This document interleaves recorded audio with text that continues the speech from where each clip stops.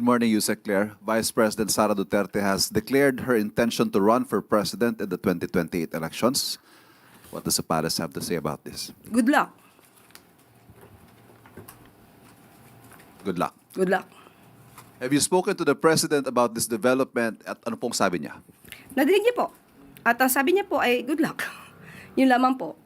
At nadinig niya po ang mga sinabi na pinagsisisihan at humihingi ng patawaran itong sa Vice Presidente. At yun nga po, may mga bahagi nga yung kanyang pahayag that the palace might want to respond to. Unang-una, if I may quote,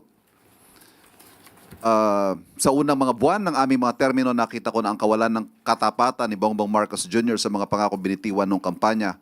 At kasunod po nito, humingi siya ng patawad kung tinulungan daw niyang mahalal si BBM bilang Pangulo. Okay, isa-isahin natin. Mas maganda po yan.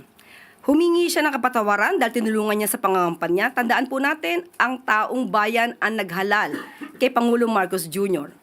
Kung ano man po ang natulong niya, pareho naman po sila nagtulungan dahil ito ay unity team. Kaya wag niya pong solohin ang credit kung nanalo man ang Pangulo. At nakikita ngayon ng Pangulo, at rather ng mga kababayan natin, kung sino ba nagtatrabaho. Isang working president compared sa Vice Presidente. Isa pa ho, again, if I may quote, di ko kinaya maging bahagi ng 2025 budget na tadtad ng katiwalian. Pinili kong umalis sa gabinete kahit alam ko na since 2023 ang magiging kapalit ang aking impeachment. Pinag-uusapan po ba ang korupsyon, ang katiwalian? Siguro po dapat mauna muna na ihingi niya ng tawad kung ano man ang mga issue ng korupsyon at katiwalian at di umanong paglulustay ng confidential funds ng kanyang dalawang opisina at the time, OVP at ng DepEd.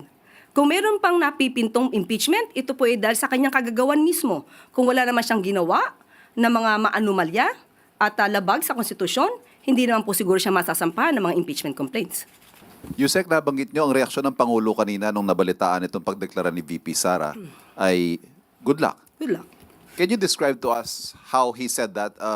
Ito po ba ay may good luck po kasi na sincere, may good luck na sarcastic? Kapag po kasi nagsasabi si Pangulo ng good luck, nakangiti naman siya eh. So, kung sarcastic to o hindi ko masasabi. Salamat po.